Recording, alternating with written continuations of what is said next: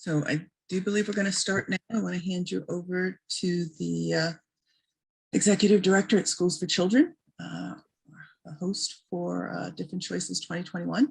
Paul. Thank you and welcome everyone. I'm Paul Stein, Executive Director, as Denise said, of Schools for Children. We're the presenters of Different Choices 2021. We are a Massachusetts nonprofit that runs a variety of schools and educational programs, including 3 schools for students who have experienced anxiety, depression, trauma, and other mental health issues, often combined with learning disabilities. We're so glad you have chosen to attend this pilot series for Different Choices. This initiative seeks to offer increased support for students and their families as they make transition to college or career training and other post-high school experiences, and also to provide a platform for the many amazing organizations that are committed to increasing opportunities and advancing greater equity in education. Now, it may appear to families that many services just disappear when students graduate and leave the world of IEPs and staff support in high school. At the same time, programs may feel that they are operating in a vacuum. Different Choices will shine a light on what is available to students and their families. For us, this is just the beginning. We hope to continue to expand this effort and become a larger annual event. So tell us what you want to see next time. What topics would be most valuable to you? You can tell us in a survey we'll send shortly after this program. And please visit our website, differentchoices.org, to find resources mentioned in this session, as well as lots of other support. Thank you all for joining us. Now, before we get started, I want to take a moment to introduce you again to Denise Moorhead, who is tonight's program manager. Denise, you can wave or whatever. You can message her or Raymond, our tech support, if you have questions. Now, tonight's presentation is designing your own path to the future. Let's hear what this extraordinary panel has to say, and let me introduce our moderator, Alex Morris-Wood, Dean of Admissions at Beacon College. Alex will introduce tonight's other panelists. So let's get started. Great, thank you so much for having Beacon College here and this fantastic group of panelists. My name is Alex Morris-Wood. I'm the Dean of Admissions, Transition Programs, and Strategic Outreach at Beacon College. I'll talk a little more about our program, and if you can let me share the screen, and we're gonna kind of introduce our fantastic group of panelists, all here to talk about how we can design our path to a great post-secondary launch. We have a fantastic group of experts here across all different domains to feed any questions that you have and to respond to classic inquiries I think we all get by working in the field.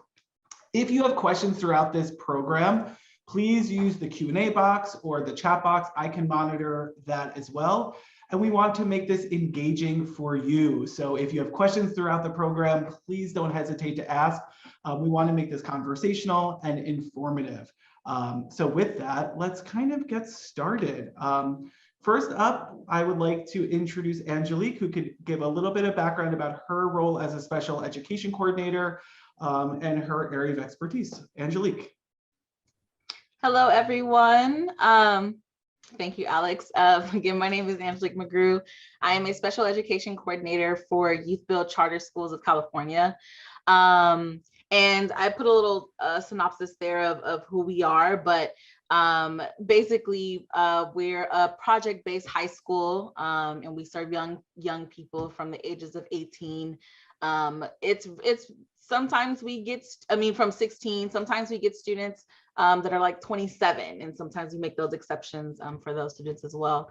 But this is basically we're basically like a second or third, kind of like fourth chance school, and giving those high school students or giving those students or young adults access to get a diploma.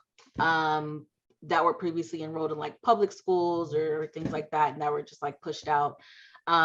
We offer vocational training, counseling, leadership development, post-secondary readiness. And yeah, that's just us in a nutshell. Thank you so much. We have Zivin here, Zivin Drake, if you want to give some background about you and your position. Certainly. Thank you for having me, everyone. Thank you, Alex. My name is Zivin Drake.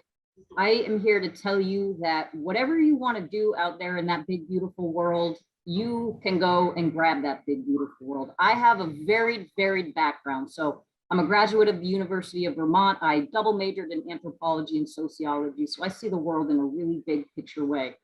I have also a background in medicine. Initially, I was going down the route to somehow end up as some type of medical doctor. I worked in pharmacy for a while. I also, you can see, I joined the military. I had an F-16 with my name on it. So the path is not linear necessarily. I'm a perfect example of all of the experiences that you can grab. Life is kind of like a carnival ride. You need to grab all the tickets out there so that you can ride each ride when it's appropriate to ride those rides. So that's my background. It's varied. You'll also see that middle picture right there is a beautiful view. I was able to go live in Europe for a couple of years based on my experiences. So that's a little bit about my background. And Alex, if you hit me to the next slide, my current role right now, again, drawing from all of my life experiences, has put me in a really interesting position now. I serve as a recruiting and retention officer for the North Atlantic States Carpenters Training Fund. So I am deeply involved with the trades.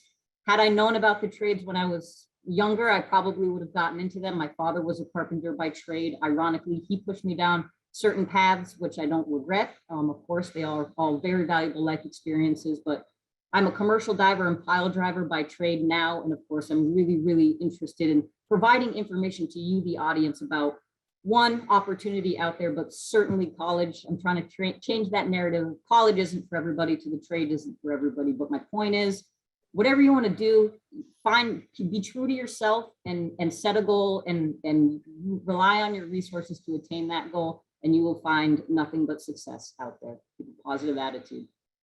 Thank you so much. I think that's going to be such an important array of background knowledge that you could share, because you're right, the transition after high school is not linear. So I think that's going to be a great perspective that is important. So thank you for being here.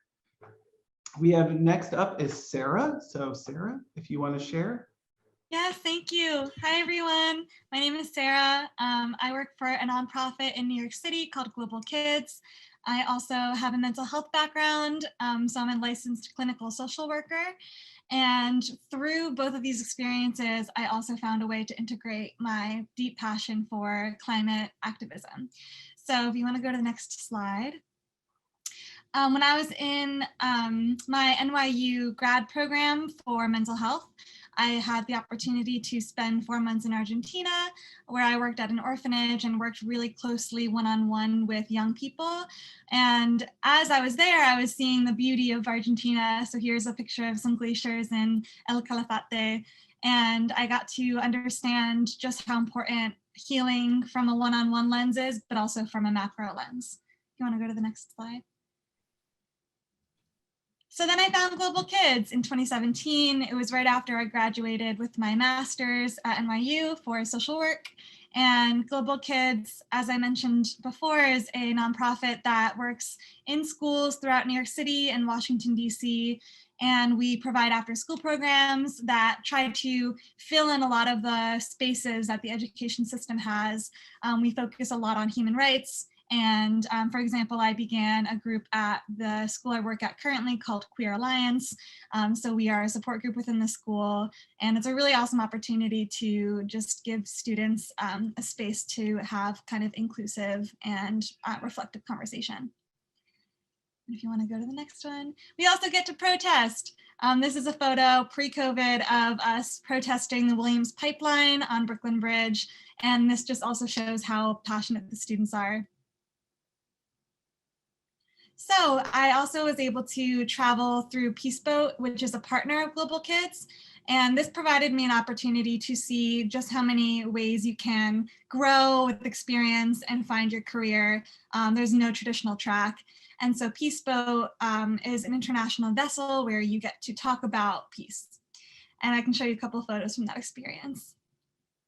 So this is the boat. It's large. It's about 1,000 passengers, and it can go around the world in 3 months. I was there for one leg of that journey, and we got to talk on board to international folks about how they feel about human rights.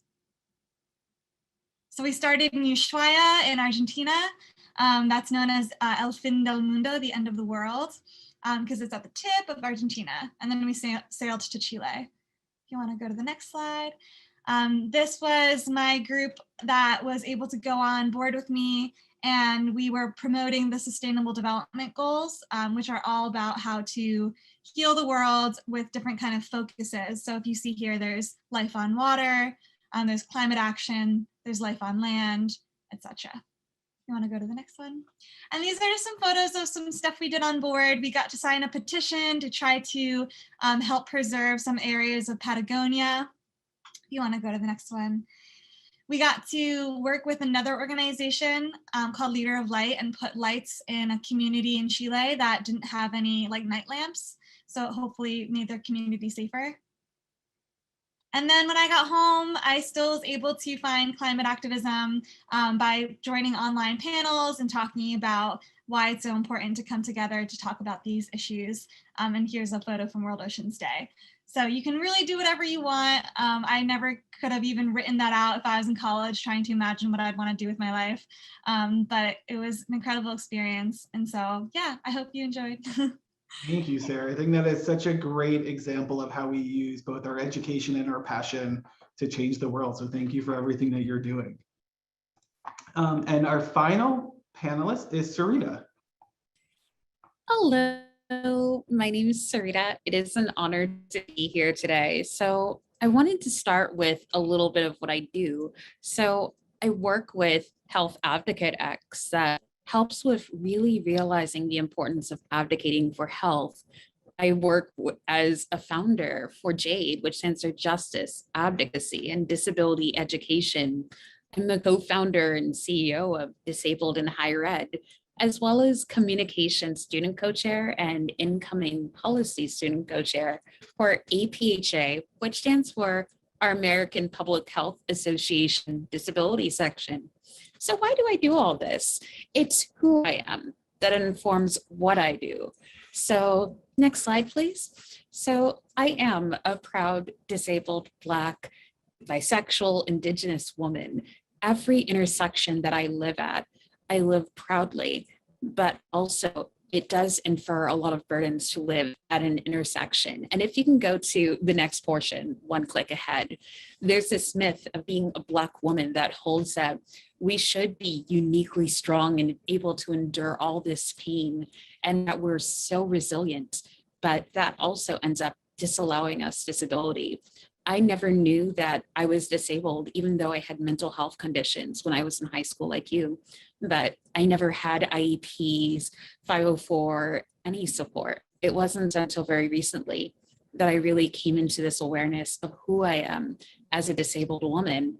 And what that leads to is, next slide, please, is this need for resilience that becomes its own type of burden where it's not even a compliment anymore to be called resilient. And if we can go one click ahead, please. We look at resilience as something of who we are as a person. Maybe in disability, we look at it as a family we have around us. But this also becomes a case of if we're called resilient, nothing changes. The challenge, the societal barriers, the attitudes, the ableist attitudes, the barriers live, and we just get to face adversity after adversity and getting back up. And it's okay if you need to take time to take your journey at whatever speed you need to, because at this point in my career, I'm just working on finishing my thesis at University of California, San Diego, and it's taken me 19 years to get this close to my bachelor's. And it's been a lot of trauma along the way. Next slide, please. But what's really fostered importance to me is being a disability advocate. All the resilience, everything that I had to do, disability advocacy felt like something I had to do to combat the forces of ableism that drive higher education in big institutions like the University of California, San Diego. And ableism is a form of discrimination that we don't speak as much as racism. This, as my image says, is a false idea that disabled people are by default inferior, when in truth, disability is just another way for a mind or body to be. And that's why I am proud of my disability identity. Disability inclusion is something that I call forward in every event that I'm a part of, because it's not just being aware disabled people exist, but including them in spaces. And as much as we respect all of our gender pronouns, mine are she, her, hers, just disability pronouns deserve just as much respect. I identify as a disabled woman, invisibly disabled and neurodivergent. And that is my disability identity. Disability is diversity, because we are a community and you can be proud of who you are. And being able to take that pride into whatever your next step is absolutely critical, because a lot of spaces will try to tear down the pride you may have in disability, in who you are, because autism, ADHD, so many of these conditions do become a part of how we exist and move through the world. That's why it's really important to take the time you have after graduating high school to really think about how you're going to balance your health with your education, whatever it looks like. Because your parents may have supported you a lot in your health prior to high school and before. But when you go to college, you have some support for accommodations. They don't support you in coordinating your care, your doctor's appointments, and finding that balance for yourself. So that's why I really wanted to be a part of Health Advocate X, to help make that transition a little smoother, and thinking mindfully of how you take reins of your own health as a disabled person moving ahead in your life. So thank you so much for allowing me time to introduce myself, and thank you for being here. It's quite an honor. Thank you, Sarita. Thank you for all the work that you're doing. It's pretty remarkable. So that's your panel of experts. So what I'd love for you all to do is start thinking about questions that you want to ask, or generating them. I will compile them. And in the meantime, I wanted to provide a little bit of a framework or an overview of how we're going to frame out kind of what this journey to college is. Again, my name is Alex. I'm the Dean of Admissions, Transition Programs, and Strategic Outreach at Beacon College. I've exclusively worked within the special education realm for about 15 years, always on this idea of what happens after high school. I worked with students with excellent test scores and who can get into any college in the United States, but struggled once they entered. So my mission is to figure out what's really going on in high school, what's really going in college, and how do we have some honest conversations about other options, alternative paths, and how to partner to kind of change the game of life after high school. And that's why I love Beacon College. Beacon College is the first four-year accredited college exclusively for students who learn differently. I like to say that we are just like every other college, same diploma, but how we teach is different. Smaller class sizes, automatic accommodations, removing barriers that a lot of higher ed have put into place that limits people with disabilities to get access to rightful and legal services. Over the past 7 years, Beacon has been in such a period of growth, which I think just shows the need for more institutions like this. We have gone really small, from 185 to really small to 450. We're located right outside of Orlando, Florida. So if you're not looking for a college and you're looking for fun, we have Disney right around the corner.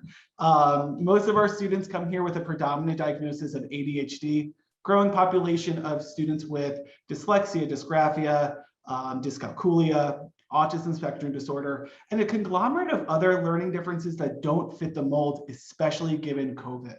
COVID disruptions have really probably disrupted a lot of people's pathways, and I think that's part of why this conversation is so important. There is no longer a very traditional path forward in high school, so it's more important to have these conversations now.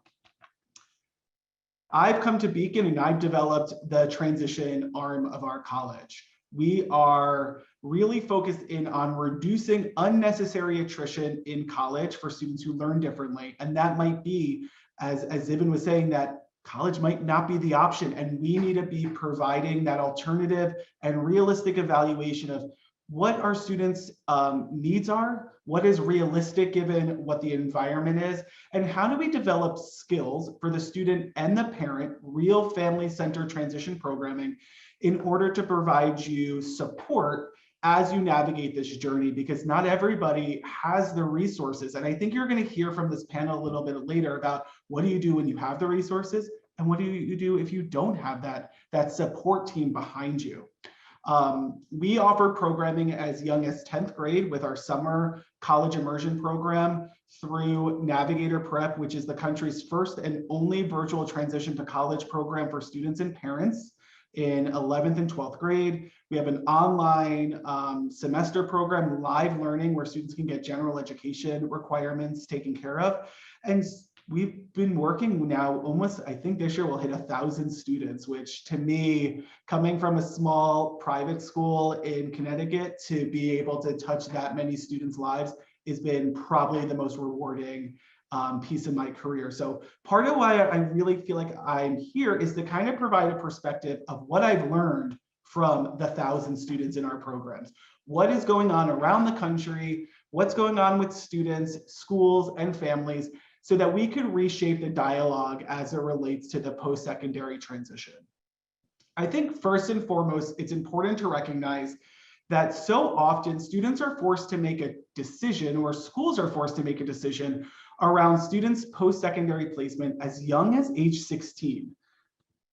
I go back to 16. If somebody told me I'd be sitting here then, I would think they're crazy. And most times at 16, you're not even at the level of maturation yet where you can really dive into what your life is going to look like. 2 years of high school, especially for students who learn differently that do not have a traditional learning curve, could look like thousands of different roads. So I want us to be cognizant that limiting options to one track at age 16 sometimes is a really dangerous way to go. I read IEPs on a daily basis. Every single student that comes through Beacon College, I read their IEPs or their psychoeds or their neuropsychs. And when I see somebody pigeonholed at age 16 without consideration of developmental stages, family circumstances, this pandemic, I feel like we're kind of limiting what skills we could work on and what our options are as that student matures. And what we're not showing is flexibility in programming. We are not predicting maturation. We're not thinking about skill mastery. And a lot of times for students in special education, they're also limited to how much they're going to be pushed outside of their comfort zone. And I think making sure that we're providing authentic learning experiences, both academically, vocationally, socially, and emotionally, from age 16 throughout graduation, could be really pivotal as you start to rethink your post-secondary placement. I also like to inform families you're not bound by your IEP goal. So just because it might say that you should be going to college or career doesn't mean that that's your only option. You have autonomy in your decision. This is just one recommendation based on a set of data. So really create your team. And I think with that is, now more than ever, you're hearing right now, there's not a traditional entry. The college journey, the college transition isn't a one-stop shop after high school. You are not supposed to always get into that college of your choice. You're not always supposed to land your dream job at 18. The transition is a journey.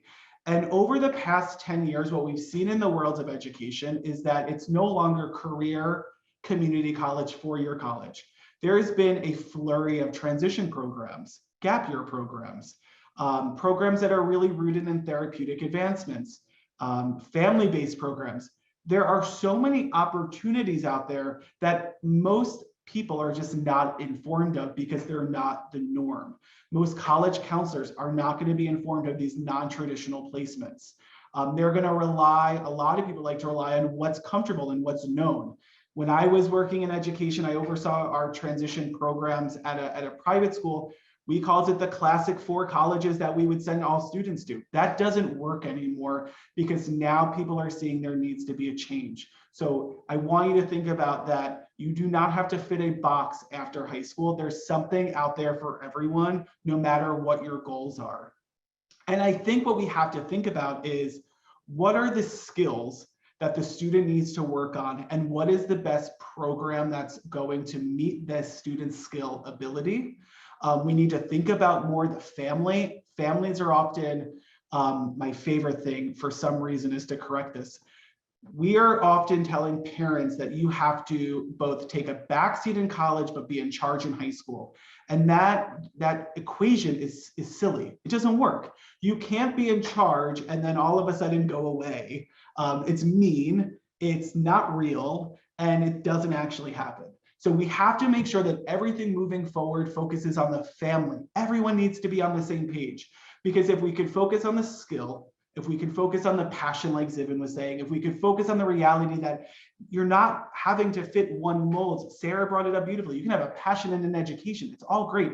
Sarita talked about her journey. Angelique talked about everybody's experience is different. So don't settle for the box. But what we have to recognize is that, unfortunately, the transition is tough no matter where you're going. So I am going to be a little bit of the bearer of bad news to talk about the realities of what I want us to correct today. First, most people are determining their path in isolation. Either they're relying on this IEP, which is sometimes, depending on the district and algorithm, you have this cognitive score, you have this ability, therefore you have this outcome, or you have somebody told you that you're not college or career bound, and that's the decision that was made at a very young age. I once did a brief study with my students, and I asked, when did you hear about college for the first time? This was a group of students with NLD and Asperger's, and they said, when we got to sophomore year of high school. I learned about college when I was 9 years old. There is a reason why that is happening, and a large part of that is that a lot of the pathway towards the future is done in isolation and is done reactively. As Sarita was talking about, this is not part of inclusion in the space. It is a different pathway and a different dialogue that is not appropriate. We know that students need more time to prepare for the unknown, so we need to give it to them. The best way to do that is not in isolation. We have to recognize that no matter where you're going, there's a shift in environmental expectations. There's a shift in the role of the family because of the legalities around IDEA to ADA, FERPA, HIPAA, social norms, unspoken rules of the workforce, unspoken rules of college. I've worked with families that parents have tried to talk to bosses on behalf of their child, and that's no longer appropriate. Not just because of privacy law and confidentiality, because could be socially isolating for the student. We have to be more cognizant of the spoken and unspoken shift in expectations, no matter where you're going, because that dictates how well you adjust. We have to stop thinking that everything is generalized, and we have to focus on the skills, not broadly. It's not just executive functioning, but how do you plan? How do you prioritize? Are you able to manage your time without reliance on somebody? You might have really high social motivation, but you struggle with boundaries. What are the skills that you need to work on? Not what is the knowledge you need to learn? What are the skills you need to develop? And what really needs to then happen is you need to create a team of professionals that know the student both at a micro and macro kind of level. Who knows the student both in their immediate environment and outside of their environment? Who knows the student and can predict how that student will respond, how the family will respond? To ensure the best post-secondary transition, you have to look beyond the rigid environment where you're going and create your next environment. College is not a catch-all for all issues. Neither is a career. So you got to make sure that you have both a holistic transition plan, academically, vocationally, and Sarita said, in terms of health, mental health, physical health. And what I would like to talk about is that we often look at the path to college and the path to career as almost different roads, when in reality, they're pretty much the same pathway, different outcomes. What everybody needs to be doing is identifying the student skill, whether that's academic, cognitive skills, academic readiness, holistic. When I say holistic, I mean more social emotional. What are their social integration skills, emotional regulation skills?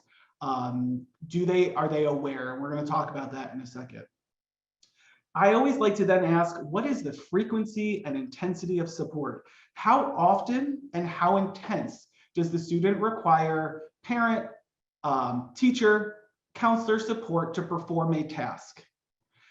A lot of students come in with out of school support as well to master a lot of these skills.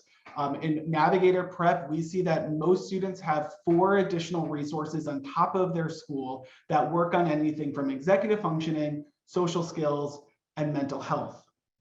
You have to take that into consideration, because once that structure is gone, you got to replace it. It can't just be an all or nothing kind of situation. That's where you typically see the biggest traps around sustainment and environments. So then you have to ask the question, based on what they have now, will they require the same support no matter where they're going? And is that next environment suitable given the need of support of my child? Or for yourself, you as well. It's key that we ask these pivotal questions, and then you ask the questions of these resources, not just around academic skills, because you're right, that might just be college. However, you have to be able to read at a certain level to handle a job. You have to be able to write at a certain level to handle a job. So often we forget that those academic skills don't go away just because you're not going to college. So you have to look at that plus the universal skills: executive functioning, emotional regulation, social integration and awareness, conceptual thinking, can you think abstractly, and your independent living. So I want us to kind of, as we talk about this, we're going to go through finding your different path, but sometimes the path to discovering your path is often the same assessment, just assessing different outcomes. And that's how I developed this kind of idea around the launch to a healthy adjustment to your next environment. I have spent 15 years trying to figure out what makes a successful launch, and I have written papers and I presented nationally, and it's always very complicated. And then I started to just think about, very simplistically, what do I hear the most? The thing I hear the most is that a student is not going to be successful in their path, no matter where they go, unless they self-advocate. And I thought to myself, okay, everybody's saying advocacy. Well, that is a really freaking hard skill to master. And we don't give enough credit to what self-advocacy actually looks like. And to me, self-advocacy is a result of a lot of skills everyone should be learning in order to discover what their path is. In order to adjust to your next environment in a healthy way, meaning there's going to be problems, but they're not going to lead to significant setbacks that prevent you from achieving your life goals. So in order to do that, first and foremost, you need real, authentic awareness. You need to understand your strengths and weaknesses. Parents, you need to understand realistically your child's strengths and weaknesses. You need to be able to understand your educational programming. What are your accommodations? What are your modifications? What are the spoken and unspoken support systems that you're receiving? Last year, we did a project with our students in Navigator Prep, and we asked 50 students if they could independently identify their accommodations. 3 were able to do that. It is next to impossible to get access to accommodations in college if you don't know your accommodations. It is impossible to get access to accommodations in the workforce if you don't know your accommodations prior. It is up to you. In order to self-advocate, you have to know yourself. You have to be able to understand what you've received and what you're getting. From there, once you know yourself, you're able then to explore, what are the systems that I have in place that are based on me, and what are the systems that I have placed that are on others. I come from the day of planners. I don't know if any other panelists is on me with that. We didn't have technology to track a lot of this stuff in college. We did advising and paper forms, and we had to remember deadlines the annoying way. Technology is now both a tool and a toy. And what's so difficult about this generation, no matter who you are, is that most schools have removed the need to develop your own executive functioning systems because of things like Google Classroom, Blackboard, Canvas. And what ends up happening is that students don't have a framework of knowing what systems do I need on my own versus what somebody is going to provide me. No matter where you go, you need your own executive functioning system. I manage a staff. I don't remind my staff of when deadlines are coming. I expect you to have a system. We don't have an internal system in my office to remind people of deadlines. And in college, what is such a misunderstanding is that professors often don't have to do that consistently. So if you do not have your system, you go to college, you're not going to be able to manage your academics. If you go to the workforce, you might miss deadlines, you might miss meetings, you might not remember what is required of you. So to have those executive functioning support systems, to have those compensatory strategies are key no matter where you go. Once you're able to develop those skills, you can then move on to more of what I call the process or cognitive oriented executive functioning skills. Fancy term of just saying, can you handle a setback and can you manage your emotions? Are you able to problem solve? Can you see two solutions to one situation? Or is there only one way to cross the street? Are you able to regulate your emotions? Not just cope, but express yourself appropriately. Recognize when that environment is going to be stressful. Utilize those tools during and reflect after. Once you're able to do those three things, you're then finally able to self-advocate. You've then learned about yourself. You've then recognized your holes and your needs. You can self-monitor. You've recognized that there's a problem that you need to solve, and you've realized you can self-advocate for it. That leads you to adjust, no matter where you're going. And once I had that framework, a lot of things became very clear about how you design your path and how you get ready for that path. And that's why I'm here to talk about how do you formulate a transition team and a transition plan based on where you are right now. So what I would encourage you to do is identify your team now. Who knows you best? Whose student is your go-to person? Parents, who are your go-to people? Think beyond that group of professionals around the IEP table and think really holistically. Who has observed that student across multiple environments, in the classroom, out of the classroom, in structured programming where rules exist, and unstructured program where there are no rules and the rules are unspoken. You then need to create realistic benchmarks about what's next. And then over time, you have to taper away supports.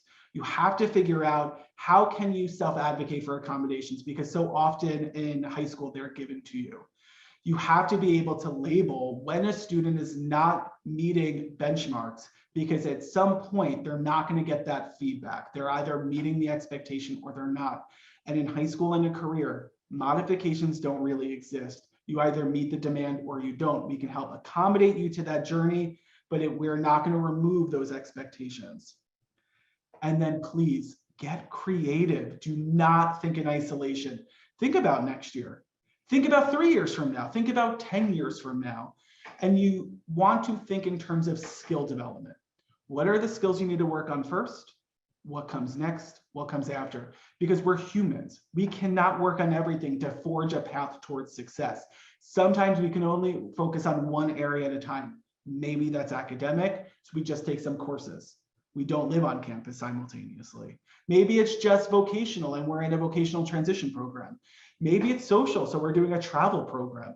Maybe it's emotional. There's a great flurry of therapeutic programs out there now for 18+ students that are not talked about as much, but you have to create your unique outcome, because as you're about to hear from everyone, the path towards success is not linear and it's no longer traditional. So before, this is my cue for everybody, get ready with some questions, please. Before we go there, there's great ways to stay connected with us. Again, my goal is to continue outreach so that you're well informed about your journey. We have great information sessions about all of those programs. We also do free informational webinars around things like the difference between IDEA and ADA in a concrete way, because it's confusing. We do some great work around financial aid and figuring out the cost of college. So get connected with us, schedule a meeting with me directly. My contact will be at the end as well. And here we go. So let's go with some panel questions. I'm going to start with Sarah. What do you wish you knew in high school as you prepare to graduate? Good segue from what I just talked about. Yeah, definitely. What I wish I knew was that I could rely more on the adults around me that I felt comfortable with. I actually got less guidance from my guidance counselor and more guidance from the people in my life that were maybe the director of the theater company that I was part of, or even like my singing teacher or my dad. And I relied on those resources a little bit, but I wish I knew then that there is no such thing as a stupid question. And there's always support around you to make it feel less daunting. You know, for me, the idea of any future goal was so overwhelming, but it's easy to break down into little steps. And those little steps make it feel like it's actually doable. So I think that, yeah, I wish I calmed down a little, but also knew that I could rely on people around me. So I heard three things. I think one, chunking the transition. Great skill, great strategy. We use that in education. We can use that in planning. Two, use the team. The best person that might know you might not be your guidance counselor, right? And three, don't listen. I mean, we're going to all listen to outside perspectives, right? Society tells us there's one track for most people, but that pressure could be so daunting. And when you are so burdened with pressure, it impacts kind of your decision making. Yeah, I love that. Thank you for sharing, Sarah. I think that kind of goes into the next question for Angelique. Yeah, there, perfect. Sorry, I couldn't see everybody on my panel. You're working with students in that transition. How do you think from the ground up, based on everything you're seeing, what can students do now to really get prepared for college? Yeah, so the big thing that I've heard a lot, especially when Alex was sharing, is this word advocacy, right? Self-advocacy. That's something that I do push on to a lot of my students, especially I've been in previous IEP meetings that I haven't led before. And to be honest, they have been a bit daunting and a bit draining, where they don't come off as student-centered. I don't hear much of the students speaking, and I think it's because you know, they are a minor, and it's just meaning their parents talking to the teacher or the parent, or you know, the teacher, the admin, the counselor talking, and so the child is just sitting there and they're just listening and taking in all this information. And so one thing that I do for a lot of my meetings too, is I do make them student-centered, although they are a minor or if they are an adult. I ask the questions to the student directly, and I make sure that, you know, the student feels comfortable enough in that meeting, because it is about them at the end of the day. And I always tell them this too, like, we're all here because of you, right? We're not here because of your mom, or, you know, your mom may have concerns and things like that. But essentially the whole idea and this whole IEP meeting is to help you be successful. So, I know it is intimidating to speak up at meetings, and you know, you hear all these people using all these big words and things like that, and you don't know what terminology they're using and things like that. And a lot of the times I just tell my student, well, first and foremost, I break down a lot of the terminology that is used in the IEP meetings. But for any other students that are out there that do feel overwhelmed at the meetings and don't understand or know what terminology or what is going on, I would, you know, just raise my hand and say, hey, what does that word mean? Like, or what is a triennial? What is an annual meeting? What does that mean? You know, and just asking about those key terms, that definitely can help with, you know, of course, you understanding. Another big thing too about advocating is understanding the situation in order to speak up and advocating for yourself, right? So you want to be able to understand the terminology and things like that, to be able to speak up and say something. So that's a really good practice skill that I do for a lot of my students in the IEP meetings, and that I would highly recommend for your child or any adult students or any students that are maybe in this workshop. I would strongly suggest you just doing that, just asking simple questions during the meeting.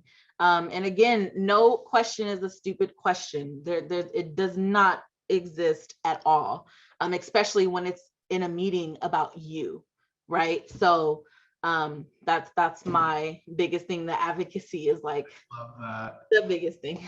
I think it's really important to reiterate, everyone, IEPs are confusing. They're not written for the student. It is I remember sitting in an IEP meeting as a professional and saying, can we just stop and use some normal language, please?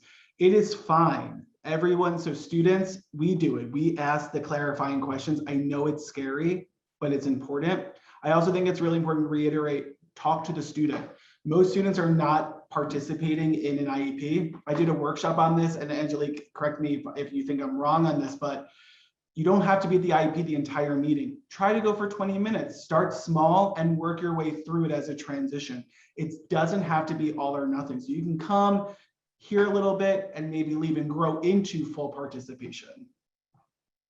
Yeah, so the population I work with, they're majority of them are adults, so they do tend to stay during the entire meeting. But yeah, I definitely agree with Alex. If you feel like it is overwhelming, I would say, come in the beginning just so that you have an understanding of what's going on. And I probably wouldn't come in towards the end because you're probably like, oh my God, like what is all this information? Like what's happening? Like, so I would say if you want to do that strategy, come in the beginning so that you can introduce yourself and then hear about what's going on. And then you can, ask those little bitty questions and things like that. So yeah. Perfect. Thank you so much.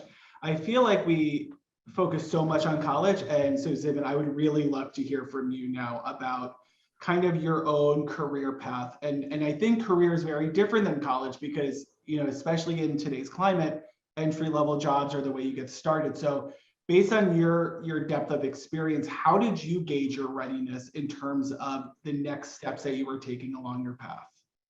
Certainly. So you're never going to be ready for anything. You'll be ready-ish, and everybody is different. So how did I know I was ready for anything? I'm inquisitive and curious by nature. So literally one day I was standing in a parking lot and I heard a jet fly overhead and I was like, cool, wonder what that jet's doing. I did a little research, went down the rabbit hole of the military, and lo and behold, 6 years later, yes, that was a path that I undertook.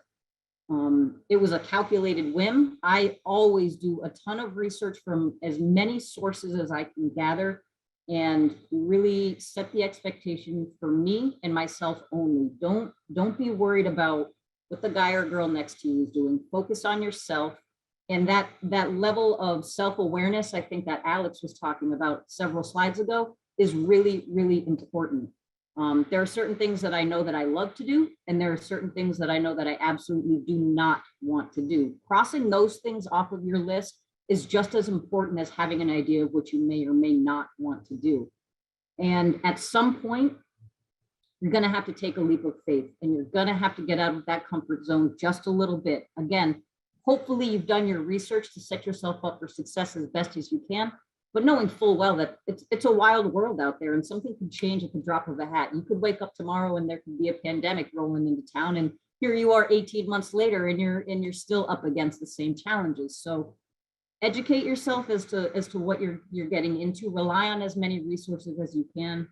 Don't be afraid to admit that you are never going to be ready. I don't know what my next step is in my career, but again, I'm grabbing all these tickets in life, and when that carnival ride opens up for me, I'm going to jump on it. You can change your mind too. I knew that when I was enlisting in the military, I didn't have a ton going on at the moment. And I knew that in the next 6 years, I wasn't planning on having a family or having kids or anything like that. So it was really kind of just, like I said, a calculated whim, no time like the present. And ultimately I knew that enlistment would end at some point, and I would gain something from it. And having a positive outlook and looking for the positive in everything will make any untenable situation certainly much more palatable. So you're never going to be ready fully. Take a leap of faith, trust yourself, trust the resources and the support systems that you have. Get out of that comfort zone. And when you go to bed at night, remember that tomorrow you're going to wake up and it's a new day, every day. I love that. I love ready-ish. I think that is such an important concept, because I think as humans, and especially younger adolescents, you're looking for security that might not really exist yet. So being comfortable with being uncomfortable, taking that risk and recognizing the idea of ready-ish could be really cool because you never know. I think if we all looked at our own paths, I know I got into special education by happenstance. It was never a plan. Exactly. And I fell in love. And sometimes that's all it takes, that risk. Sarah said something really important too that I wanted to mention. Don't be so hard on yourself. You know, like some things are going to fall apart. My original goal was to go to medical school, and I did all my pre-med stuff after I graduated college, and I really didn't like it. And I knew that if I was going to spend 10, 12 years trying to become a doctor, I was going to be miserable. So I cut the cord sooner rather than later. And I said, well, you know what? I tried, didn't work out, and that's okay. There is so much opportunity out there. Don't be so hard on yourself. And families will be supportive. I had the same experience. I was supposed to go to law school. I hated my internship, and I sat down and had a conversation. You'd be surprised, students that are listening, your parents do want to hear from you about your interests. So Zivin, thank you so much for that. And I think creating our own journey and making our stamp in society is really what we're talking about here. That's part of your path. So Sarita, I think you could speak to this better than anybody. Why did you become a disability advocate? What drove you to that? So becoming a disability advocate, I saw so much of the disparities in how disabled people are seen in higher education. I think I asked you to include a next slide on this for me. So in this image, this is a disability inclusion graphic that just came out from Johns Hopkins Disability Health Research Center. You see that little box in red on there? That's my university, UC San Diego. An F in disability inclusion. As you can imagine, being at a school rated so low, there were a lot of problems everywhere. There were like, this problem spawned a problem that spawned another problem, like from the classroom to events. Because when we go to college, accommodations, which is its own separate category here, you see how it has like a big healthy blue section. Like that's what you get when you go to the office. Like most colleges, when you go, their little like things will be like, oh, we have this office of students with disabilities, you apply for it this way. And that's the end of what they'll tell you. But they won't tell you that that's only the beginning of the struggles you'll experience in just trying to use those accommodations. I had a point when I was just afraid to talk to a teacher because of how they spoke to me, how they made it feel like I was getting a special privilege to have the extra time I had, how they tore me down when I tried to ask for that rescheduled exam for when my fibromyalgia wouldn't let me wake up in the morning. It was looking at choices when I first got into UCSD, being on the first floor or taking advantage of a living and learning community for bioscience living and learning community, because I wanted to be a doctor at 1.2 or a neuroscientist. Probably not going to do either of those, but I chose the living and learning community. Who knew I was choosing the 11th floor? It wasn't until I realized that there was a fire drill and they had no plan for disabled people except for, oh, you don't have to participate. You could just go home or something like that with a friend. You could leave early. You don't have to participate. It's like, so is God or Mother Nature going to call me in case of an emergency? It becomes like this need to be a disability advocate to ensure that we're included in higher education. This lists the top 25 universities compared by the amount of funding they receive from the NIH. If this is the top 25 universities, think about the rest. You don't have to go to these really big colleges right out of the gate. Like if I knew what I knew now, I probably would have taken my journey a little bit slower and not gone into college the first minute I got out of high school and just taken time to understand my own health, starting a mental health journey. Like being a disability advocate is something that I do see the difference I've left, but it also cost me a lot in my mental and physical health. But I also gained a lot of meaningful connections in a disability community that means the world to me on disability Twitter. And Disabled in Higher Ed is hosting its full month of Disabled Empowerment in Higher Education Month because our institutions don't support us. So we have to support each other. So that's something that disability inclusion really means to me is how we come together when everything pulls us apart. Thank you so much. Thank you. I mean, one, for your just disclosure, and two, for your honesty around your journey. I think it's really important. We have a question that I think I would like to open up to anybody. As parents, how do we help our students see the options that we're talking about that are non-traditional? How do you actually go about doing that? And then if we don't have the skill set ourselves, how do we help students master those skills? Technology, stress management, executive functioning. So kind of two-pronged. How can we point people to the direction of nonlinear placements? How do they see it? And then how do we teach those skills if we can't, in isolation, do it at home? I don't know if anybody wants to jump in around that.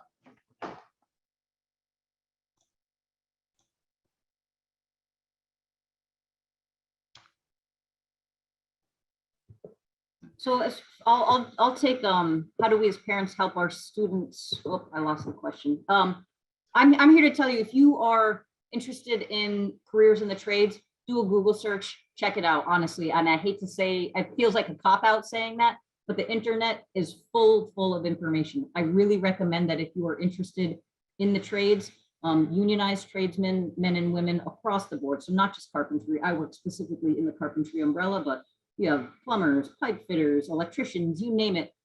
Most unionized trades will have an apprenticeship program, a registered apprenticeship program. And while my program specifically, we don't cater necessarily towards IEPs, we have all sorts of students in our classrooms. Our classrooms are small. It's pretty close to one-on-one instruction, 10 people in the class maximum, working with our hands. We understand that people who are coming to an apprenticeship or working in the trades period typically don't want to be behind a computer screen or don't want to be sitting at a desk and using those type of skills. So we're hands-on, visual learners, auditory learners, tactile learners, and our small class sizes will really help to address as best as we can some of those maybe social emotional needs. I personally have struggled with anxiety my entire life, anxiety and depression, and it's really about fostering the next generation of young tradesmen and women in a way that suits everybody's needs individually. It's not, one size is not going to fit all out here, and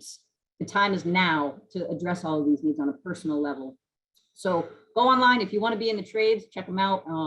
Google apprenticeship programs in the trades, military, having that experience, obviously you're going to need to have some discipline and be able to follow very strict rules.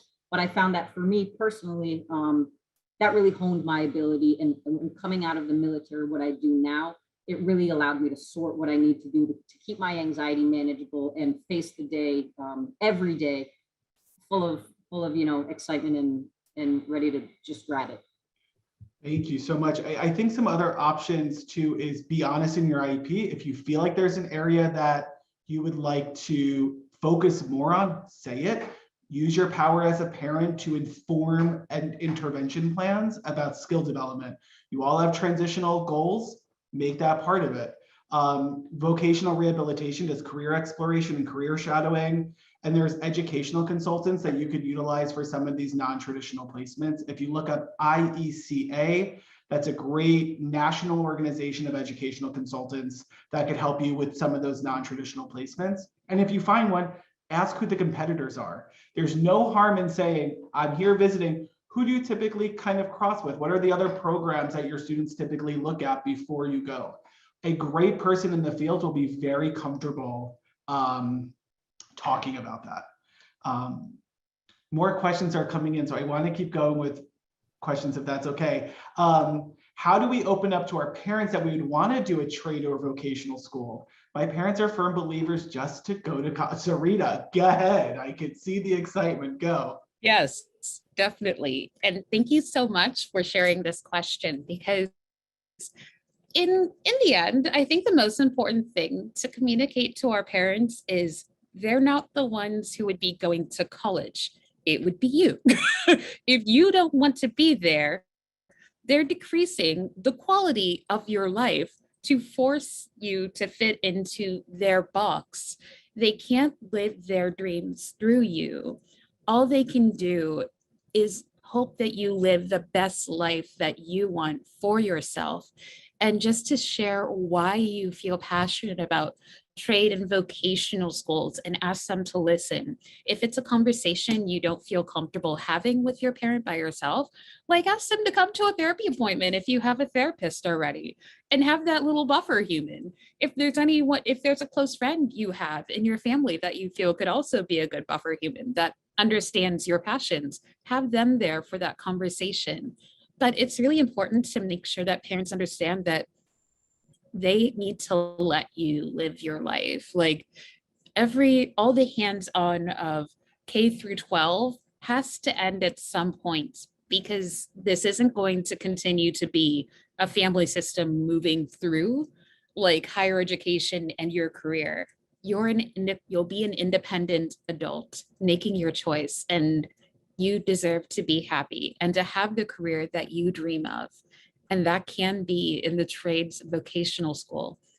And Zevin, did you have anything else you wanted to Yeah, add? no, thank you so much. Your parents cannot live vicariously through you, or if they are, they're doing you a serious disservice. Two things real quick about the quality of life in trades and vocation. I am able to own my own home because of my position in the trades. The trades are truly one of the last gateways into the middle class. I'll work for 30 years and I will have probably $1 million in my annuity account and a full pension to draw on. It's a tough way to make a living sometimes, certainly, but the quality of life really is second to none, and something that you won't find really in many other sectors of the American society right now, and that's just a fact. Second that I want to point out is a lot of trades programs, mine included, we have articulation agreements with 3 colleges. So just because you don't want to go to college right now, or college isn't a great fit for you right now, if in the future that's something that you want to undertake, there is opportunity built into the trade and the vocational system, again, depending on where you end up. But it's not linear. Like we've always said since the beginning of this discussion, just because you want to work with your hands now doesn't mean that that's not going to open up other avenues and opportunities for you within the trade itself. So keep an open mind. Yes, this is your life, Sarita. Thank you for hammering that home. This is your life. It's what you're going to make out of it. And there's options out there. Quality of life in the trades. I cannot say it enough. I make more money now using my trade skills than I do arguably with my college degree. So take that for whatever it's worth. And I just want to pop in for one quick moment while we still have the graphic on the screen. Like you see all 25 of these schools right here. Like I have friends who came into UCSD straight out of high school, went through all 4 years. They're graduating alongside of me now, and they're like, well, now what? if you go to college when you're not ready and it's not something you want to do you really want to spend 4 years of your life and then walk at graduation and be like, so what now? I don't want to do anything involved with my degree. You don't with debt, probably. Yes, absolutely. Lots of debt. And I think another it's fact that we recognize that generationally, times have changed. You know, what was the norm 20 years ago when we were growing up is not the norm now. So build your resources, students. Feel free to say, look, you don't understand where I'm coming from. Maybe I can bring in an expert. Maybe we could talk about it in my next IEP meeting. It doesn't have to be one conversation. There's a follow-up question that I think is really important that we cannot miss, which is, do we have advice for schools to increase kind of the work that they're doing in IEPs? I'm trying to say that as nicely as possible. What we're seeing is that sometimes a 5-minute video might be considered job exploration, but it's really not meeting the mark. So any suggestions about how do you have that conversation with a district if they're not meeting your requirements, or you feel like the student is not getting their needs met? Sarah, please. Thank you so much, Teresa, for this question. I can explain a little bit about what I feel Global Kids does really well, and then try to see how we can give an example of how it can look in different ways. So Global Kids has a program after school. It's 1 day a week, and it's called College and Career Readiness, where we really focus on, yes, college if you're interested in college, but also career. So if you're interested in a trade school, we kind of make those step-by-step processes ready for the students who are like, what do I do? I'm graduating high school, I don't know. So it really does allow the student themselves to maybe for one workshop, for example, it's how to have a debate on pros and cons of college or not college, or college and a vocational school, and just kind of allowing the student themselves to take autonomy on figuring out what they want their near future to look like, or what qualities they want it to have. And so if something like an after-school program is not possible, then maybe something like a one-off event during college application week, or during some kind of whatever month is easiest for you, honestly, to have just anything where you can get a group of students together and have a workshop. Even an hour and a half where you're discussing the things that we talked about on this panel can be really life-changing for a student. You can give them incentives, maybe an extra credit or something to get them in the room, but really just kind of allowing that space for conversation. I also think it's important just to be honest. I don't know, Angelique, if you have anything that you want to add, because you work a lot with IEPs probably, but for some families, don't feel like you have to skirt around your concern and just say, I don't know if this is really meeting my students' needs, or can you walk me through how you see this one program is helping them with career exploration? What is the data? What's the assessment that you're using? It's okay to ask questions. I think so often we think when parents ask questions, they're being confrontational or helicopter parents. It's your right as a parent to ask the question and to challenge the system. It does not mean that you're confrontational. It means you're actually collaborative. You're asking the questions. I don't know if anybody has anything to add on that. I'm gonna have to go to the very last slide, guys. They ask good questions, so I'm really sorry about that, but I want to make sure our contact information is up while there's more questions being asked. What do you guys think about the role of parents asking those questions? Do you feel like that is something that they should be doing, or do you feel like that is something that gets the bad rap for some reason? In my experience, you're not going to have your parent with you on a job site, and I love getting all the information and using your resources to make the best decision for you. But I think, Alex, you really hit the hammer on the nail on the head, that at some point, once you know your limitations and what you're up against, you being an advocate for yourself is really, really crucially important, because yes, somebody is not going to always be there next to you. And if you can make those decisions on your behalf as best as you can, you're going to be in a much better position, certainly in the trades world. Yeah, and maybe asking the student, right, to like, can you explain how this video is helping you, or what are you benefiting? Angelique, I'm sorry. Yeah, no worries. No, one thing I was just going to add to that was, because I know, students are, some of them are younger when they're in their IEP meetings, and sometimes, they are afraid to speak up. They're at an age where they don't want to speak up, or they're afraid to speak up. So I genuinely feel like it's okay for parents to ask those questions. And then one thing that I would advise parents is, when you leave the meetings, behind closed doors, when you're with your child, ask them, is this what you like? Is this what you want to do? Because sometimes, I would say 8 times out of 10, the student doesn't want to speak up at the meeting. And so they feel much better or more comfortable with speaking with their parent at home. And then the parents can raise the questions in the meetings. So that's when I would say, yes, parents, go ahead, ask the questions, especially if your child has those questions, or is afraid to speak up during the meetings. Sarita, go ahead. Yeah, final thought on that.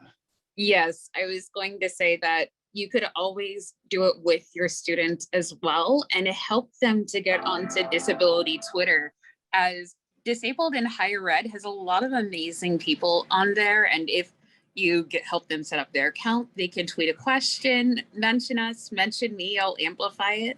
And we can work together to help them find their own path, because it is really critical to really allow that path building to happen. And also, to go into the next question a little bit, also following at Actually Autistic and tweeting under it if your son connects with that community, and speaking with actually autistic adults like me, like we can share our experience in higher education, in trades, and how we took that next step, because it's being self-aware, but it's being self-accepting more, and being inclusive and accepting of your own disabilities as well. Because in a way, it is like one of those great things that we get to do as young adults, to learn who we are and to explore that. So as much as you can, let your son do it as on his own and just show him the space and let him explore it. I love, what a great conclusion. I think with that, our contact is here. Please reach out to us. We're all available for further questions. And really be part of our team. We're here to change the landscape, and we're just very grateful to be here tonight to talk to you. So Denise, I will turn it back over to you. Thank you so much, everyone, for coming tonight. And thank you especially to Alex and the panelists. You really inspired us with your stories, your insights, and educated us so much. So thank you.